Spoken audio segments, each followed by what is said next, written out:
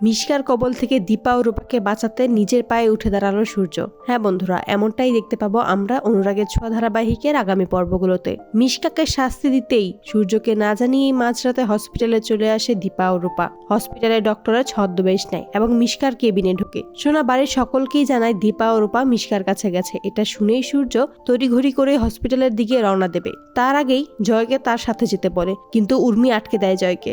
অন্যদিকে মিশকা রূপা ও দীপাকে দেখেও নাটক করতে থাকে। তখন দীপা বলে, মিশকা, তোমার এসব নাটক তুমি আমার সামনে দেখিও না, এতে কোনো লাভ হবে না। আমি জানি তুমি কখনোই বদলাবে না, তাই তোমায় আজকে আমি শেষ করে দেব, আর তারপর জেলে যাব। এ বলে বন্দুক মিশকার দিকে তাক করে, কিন্তু মিশকা দীপার থেকে বন্দুক ছিনিয়ে নেয় আর দীপার দিকেই তাক করে বলে, এত বছরেও আমায় চিনলে না, আমি সূর্যকে পাওয়ার জন্য সবকিছুই করতে পারি। এ বলেই যখন গুলি করবে তখনই সূর্য সেখানে আসে। মিশকাকে বলে, তুই বন্দুক ফেলে দে, তুই ওদের কোনো ক্ষতি করবি না। মিশকা যখন সূর্যের কথাও শোনে না, তখনই নিজের স্ত্রী ও মেয়েকে বাঁচাতে নিজের পায়ে উঠে দাঁড়ায় সূর্য।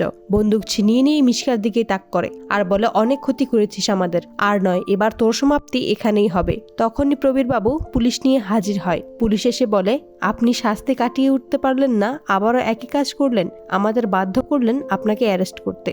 দীপা তখন বলে, একটা জিনিস খেয়াল রাখবেন, ও যেন কখনোই ছাড়া না পায়, ওর মতো ক্রিমিনাল বাইরে থাকলে মানুষের ক্ষতি হবে। এ বলেই মিশকাকে নিয়ে চলে যায়। দীপা ছুটে আসে সূর্যর কাছে আর বলে, আপনি উঠে দাঁড়িয়েছেন ডাক্তারবাবু।